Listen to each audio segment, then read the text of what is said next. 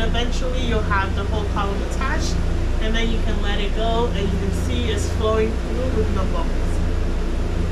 Okay, so now you've done your experiment, you're ready to collect your protein. You do the same thing, and you want to make sure it will completely stop the system, so make sure you set it to 0.5, and you are flowing down the column. And the way I take this off is to first remove this black bottom, and you do that to make sure that it's actually flowing down. The most common mistake is people forget to actually tell the machine to flow down, and it just flow by the column. So it's flowing down, so I know I'm ready to take off the column.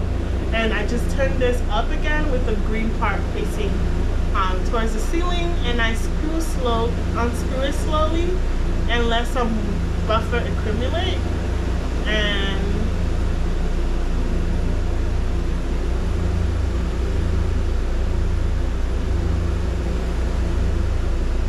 go.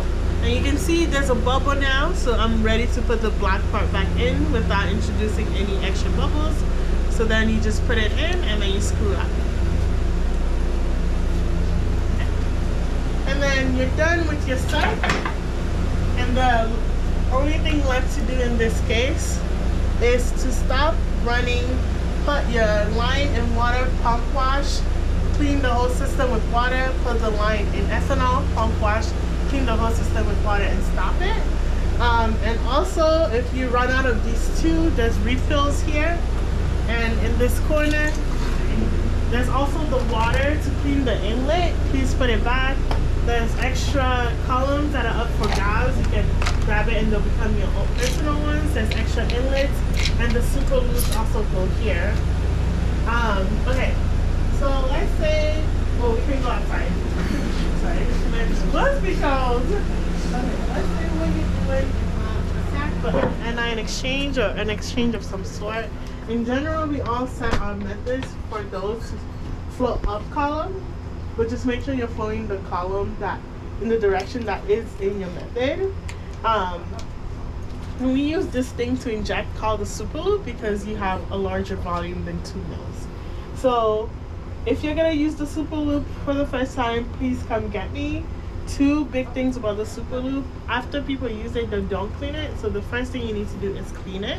And essentially what it does is you store your sample in between these black lines, and you program your method to inject however much you have put in here. After using the super loop, do not take it apart. It should always be in this state with everything closed, and especially these needs to be tight. If it is loose and someone accidentally grab it, the glass will fall out and break. And these are backlogged like for months, and they're pretty expensive. Okay, let's say now you've attached your sample and you've injected your sample and you're ready to attach it to the column. There are these 2 loops. Please don't exchange these 2 loops to the loop that is on the machine. The loop that is on the machine stays on the machine.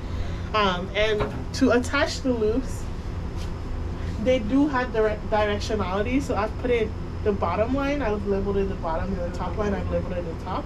But you can tell because it has a little dent. But if you can see that little dent, it's labeled. And I just put it under my armpit and push the green line a little bit out so it doesn't leak. Put it in, and I'm pretty comfortable and my hands are free, and I just screw it in.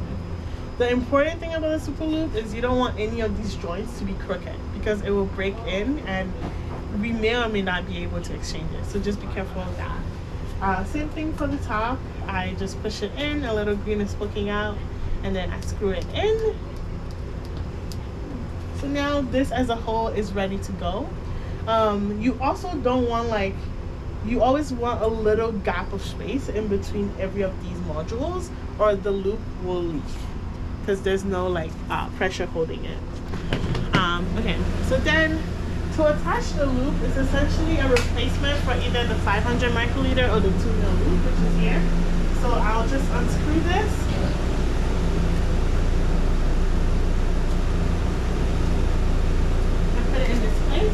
The bottom line goes to the right middle inlet, which is here.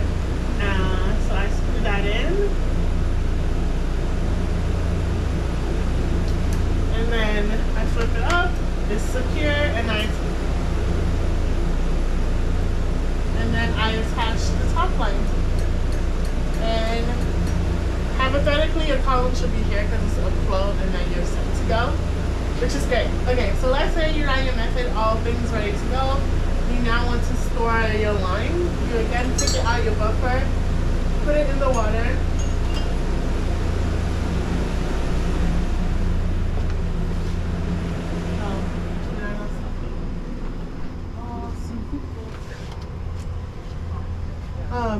And you come back here, it's stopped, you just pump wash A, flow A through it. The max you can flow without running through any column is 5. I recommend using 3. I don't like going beyond 3. So you pump wash water, you flow water through it for 15 minutes, and then you pump wash ethanol, put the lines in ethanol, pump wash ethanol, and flow the water through, flow ethanol through it for 15 mils. And then that's good. So the next thing you want to do is completely stop the system. So when the pump wash is done, I'll show you how to do that.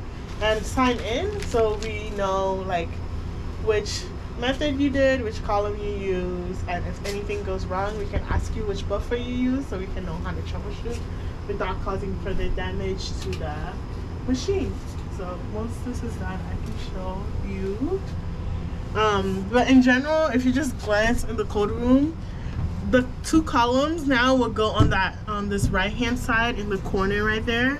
The small and the big column of the same kinds are on the same column platform. The columns we use for nickel exchange are right here on the right. Please put everything back there after you use it.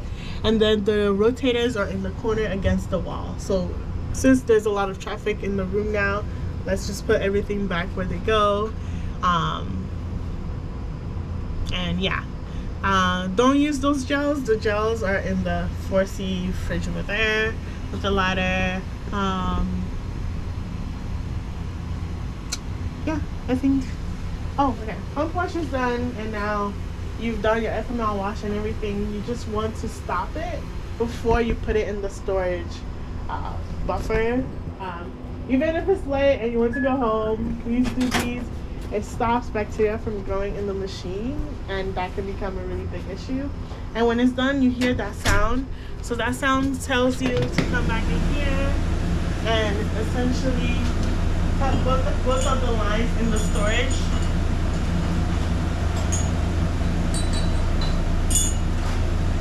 And then more importantly, please put the caps back on. The water is the blue cap, and the ethanol is the pink cap, and their fillable replacements are the equivalent versions of each other. Okay, that's about it. Any questions? Oh, and then cover the storage with the foil to stop the breach. That's it. If you have questions, find someone who's done it before or me, especially with the fraction collector, because that's like a fight to get fixed. So